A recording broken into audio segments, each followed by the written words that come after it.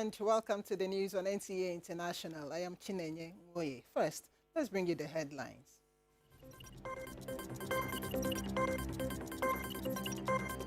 Federal government to commence tolling operations on the Abuja-Kaduna-Zaria-Kano Expressway. Conference of Civil Society Organizations expresses worries over the exit of 3 Sahel states. And voters cast their ballots in Kosovo's parliamentary elections. Incumbent Prime Minister vow to boost the economy.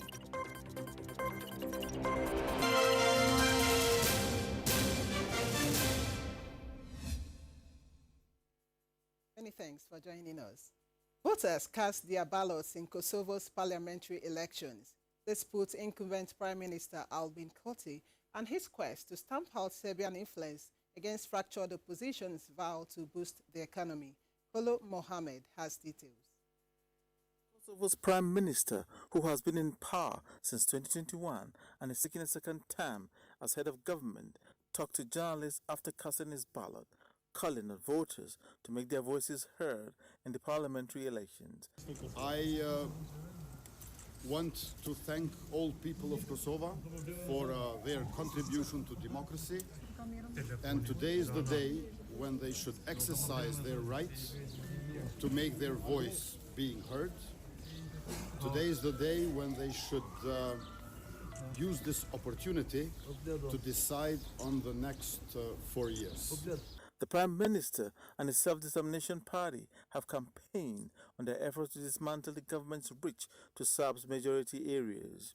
His party, well expected to lead polls with between 40 to 50% of voting intentions.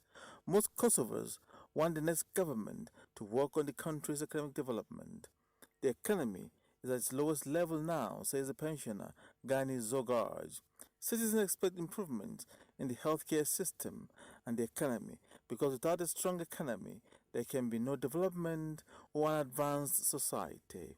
The election has also influenced the travels as the airport in Kosovo's capital Pristina, recording travelers returning home to vote in the polls.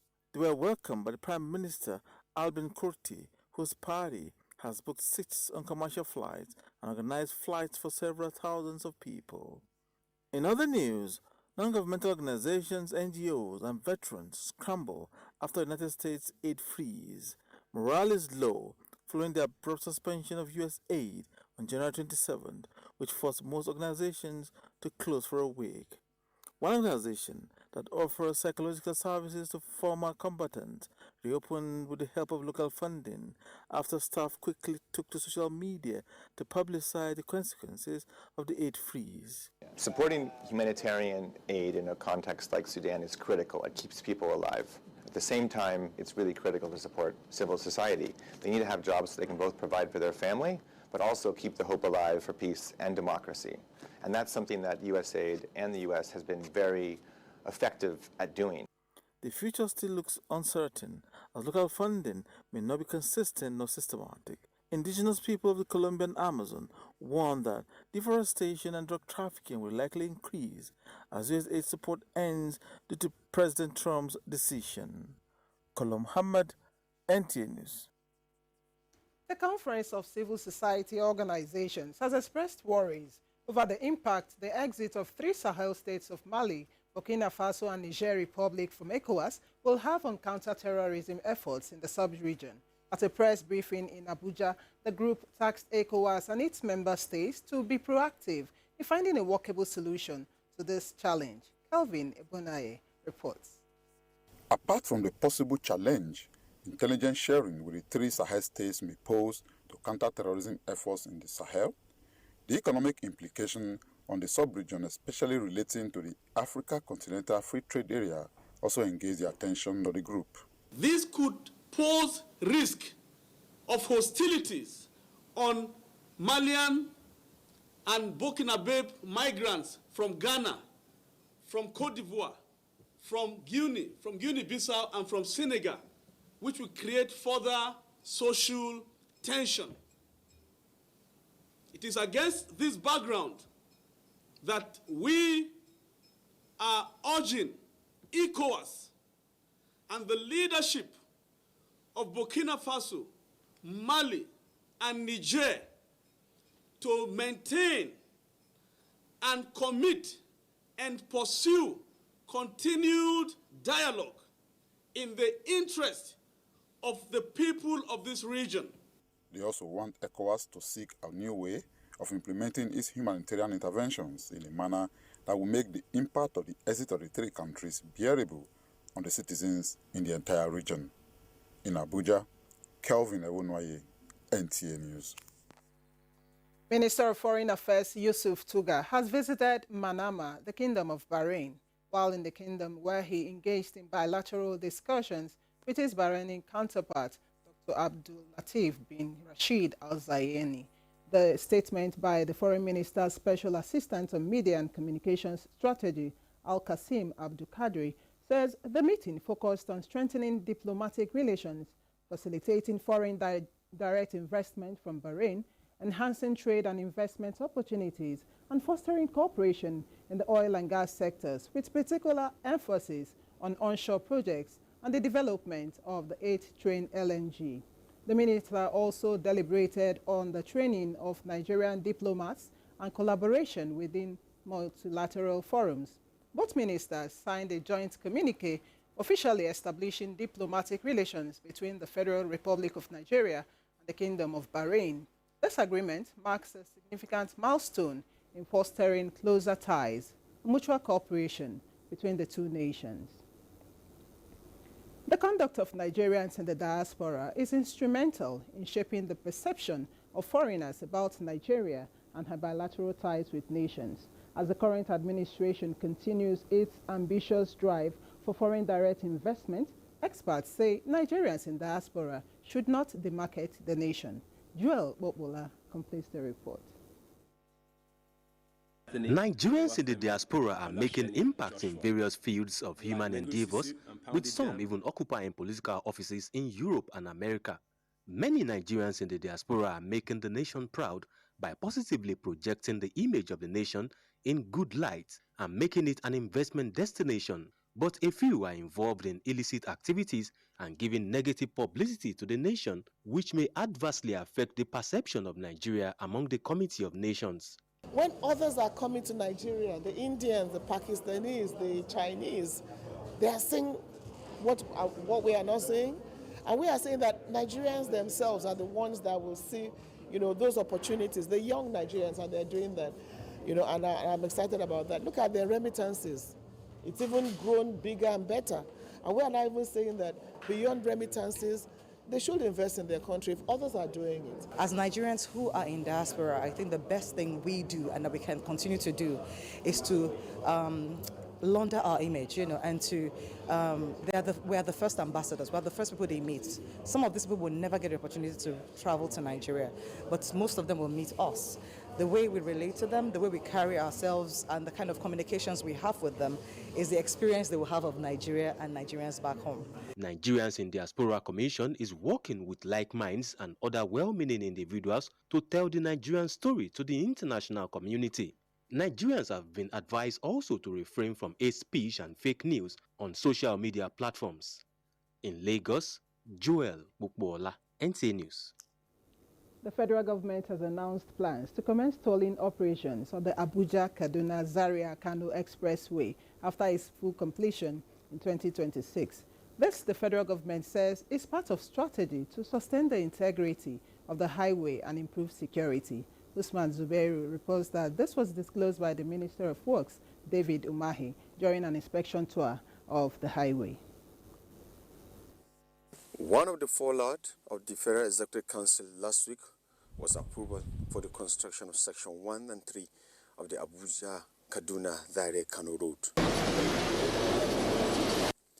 Construction work on the express is expected to last 14 months, starting from February 1st, 2025.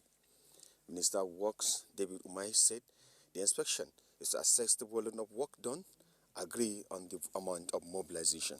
The IC wanted to disclose that the ministry is addressing failed section of the highway, particularly 38 kilometers section 1, which stretches from Abuja to Kaduna. The next 1 week, milling and asphalting at section 3 which is at Kano end, should get started, including the solar light that we are putting. You are aware that we have a number of additional works in the entire 375 kilometers from Challenge Zero down to Kano there, that we've incorporated solar light, and we're also going to incorporate CCTV and then relief stations, preparing ourselves for the tolling. The minister was also on Lambanta Bridge at the Abuja-Mina route.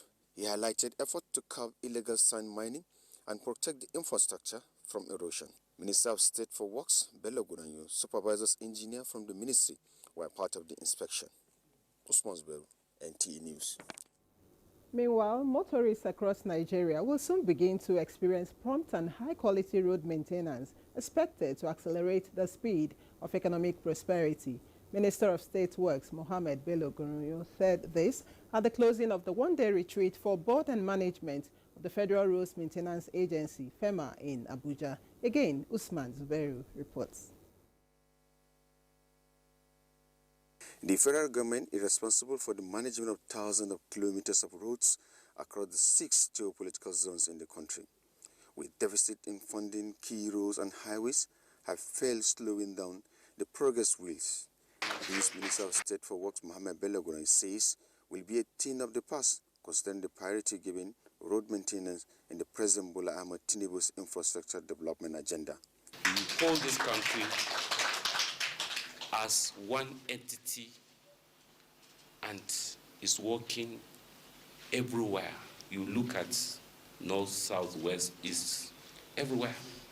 The minister therefore urged the road maintenance supervisors and top management of FEMA, which is saddled with the responsibility to utilize experiences from the retreat in carrying out their duties. Guranyo reiterated his readiness to give all necessary support to ensure that the presidential mandate is achieved in the road sector. Nigerians deserve the best.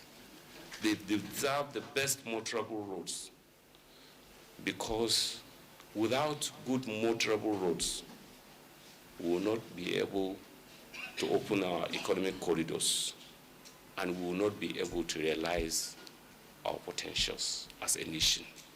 The managing director of FEMA, Emeka Abasi, says the agency is on the pilot seat with a clear roadmap to deliver on its mandate. The retreat provides an excellent opportunity to discuss critical issues facing the agency. The theme for this year's retreat is delivering the agency's mandate aligned to renewed hope agenda. Usman Zubairu, NTA News. The National Inland Waterways Authority says it is strategically positioned to reduce boat mishaps in 2025. Managing Director of the authority, Bola Oyebamiji, who attributed 90% of boat mishaps to human errors, says Nigerians should accept less of such in 2025, as the authority has mapped out safety strategies on the nation's waterways. He disclosed this at the 2025 NIWA Management Retreat in Lokoja. Jonathan Omajili reports. Feel free to share ideas among yourself and endeavor to act and ask critical or relevant questions. This year, the management of the National Inland Waterways Authority, NIWA, aims to exceed its past achievements. This gathering of managers from across the country is focused on laying a solid foundation for achieving these objectives in line with the President's Renewed Hope agenda. This is the time to take a stock of what we have done in 2024. This is the time to evaluate ourselves. The two-day program also provides area managers an opportunity to present reports on their achievements and challenges in 2024. Safety and sensitization campaign. Under this, the Maiduguri Area Office actively participated in flood disaster in collaboration with the Borno State government. Discussions also focused on finding lasting solutions to boat accidents. So this is where we gather professionals here, people that are experienced, boat operators, let me say the major stakeholders, so that we can review together and see what we can achieve to reduce the boat mishaps in our national waters. And the federal government is supporting seriously. I'm sure in the next 1 or 2 quarters, We'll be seeing changes in our wooden boat to fiberglass boats. And you'll be seeing training of these boats drivers. The event featured lectures and strategic planning, all aimed at positioning NIWA as a leader in inland water transportation, development and management in Africa. In Lokoja, Jonathan Majali, NTA News. You're watching the news on NTA International. We'll take a break here. There will be more reports thereafter this day. Many thanks for staying on. The Joint Admissions and Matriculations Board, JAMB, has issued a warning to 10 computer-based CBT centers involved in the registration of prospective candidates for the ongoing 2025 Unified Tertiary Matriculations Examinations, UTME. JAMB says the affected centers are engaged in nighttime registration of prospective candidates. A statement by JAMB's Head of Public Affairs, Fabian Benjamin, notes that JAMB will not tolerate any violation of the regulations governing the registration process and will take appropriate measures against any center engaged in questionable or exploitative practices. The examination body also expressed concerns over the abuse of its newly introduced exceptionally brilliant window, which allows candidates younger than 16 to sit for UTME. The National Council on Climate Change Secretariat has concluded its 2-week technical visit with a crucial stop at the forest reserves in Abuja State. This visit followed an extensive tour of the Niger Delta states, where the Council assessed the critical mangrove ecosystems with a view to conserving them for climate-resilient purposes. Charles Alpha reports. This visit provided a unique and yet an important perspective of the mangroves that grow here. The wetland, a combination of mangroves and the inland forest reserve, playing a crucial role in carbon sequestration and climate resilience.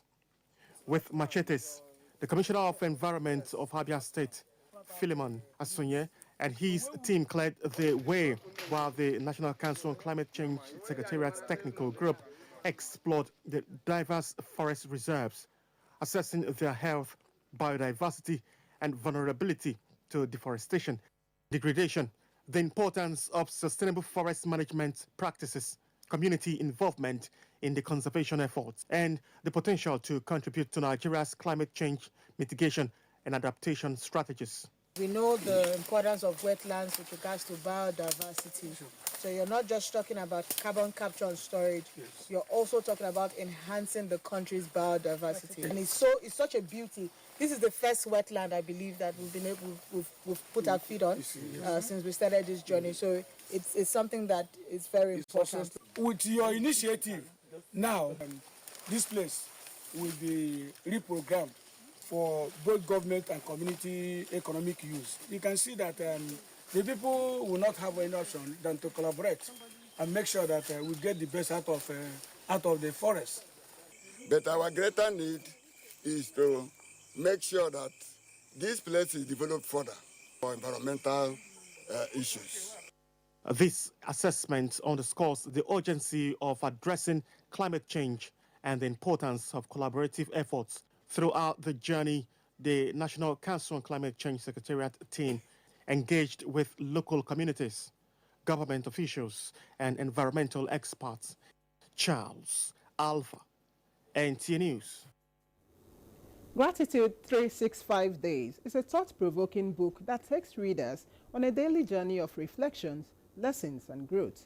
Through her personal experiences and insights, author of the book, Zainab Isaac Kasim, shows how gratitude can transform lives and help people appreciate the beauty in everyday moments. Haman Jabani was at the public presentation of the book, which emphasizes the benefits of being grateful, irrespective of the situation. That one is... The 395-page book is divided into 365 daily reflections, each with a unique theme, lesson, or story. This format makes it easy to read as it reflects on one entry per day, allowing readers to cultivate a daily habit of gratitude. The book is well organized and accessible, making it easy for readers to navigate. Each day's reflection includes a theme, a personal story, a lesson, or take away. The writing is clear and concise in a very simple language and easy to understand. Speakers say Gratitude 365 Days is a valuable resource for anyone looking to cultivate gratitude and promote personal growth, as it offers practical advice and inspiration, making it an ideal companion for anyone seeking to improve their mental health and emotional well-being. Whether you are looking to establish a daily gratitude practice or simply seeking inspiration and motivation, the book is an excellent choice. She chose to see the blessings in her suffering, the lessons in her challenges, and the faithfulness of God even in the darkness. Her story is not just inspiring, it is transformational. It reinforced a powerful truth. Gratitude is not just about saying thank you when things go well. It is a mindset, a way of seeing life through a lens of appreciation. So what Zainab did was to identify several children who would also come and talk about things that they are grateful for. And then people like myself and several other people were able to share our different, interesting, touching, happy, sad gratitude stories. I want to document what I think about gratitude. For Zainab, the author, what struck her the most about Gratitude 365 Days is the willingness to share her personal story and vulnerabilities, which are authentic, reliable, and inspiring, making it easy for readers to connect with her journey. If you think of some of the positive things that exist around you, it will help you overcome whatever situations you are going through. And so for me, I'm a preacher and believer in gratitude. And as opposed to sharing my own gratitude stories, I just thought to share also the gratitude stories of other people. Throughout the book, the author shares stories of her struggles and triumph, demonstrate how gratitude has helped her navigate life's challenges, which is a testament to the transformative power of gratitude. She believes that every individual has the capacity to cultivate gratitude in day-to-day living, thus promoting personal growth, improving mental as well as emotional well-being. Hamad Jabani, NTA News. Dr. Kayode Fayemi as he clocks 60. In a statement, the president recalls his relationship with Dr. Fayemi, which dates back to their pro-democracy movement in the 90s when they mounted local and international campaigns against military dictatorship. He says Dr. Fayemi exemplifies service as an academic, author, administrator, and development expert, aside from being the governor of Ekiti State for 2 terms. President Tinubu wishes him continued health and fulfillment in the coming years ahead.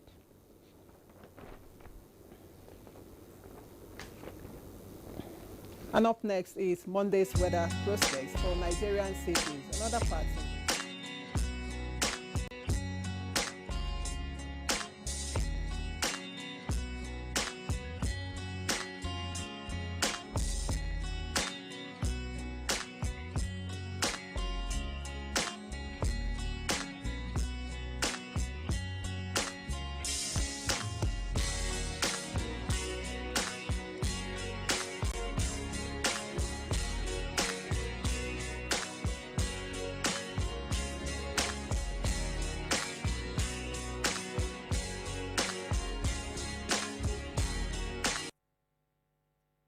And that was the news. Many thanks for watching. I am Chinenye Ngoye.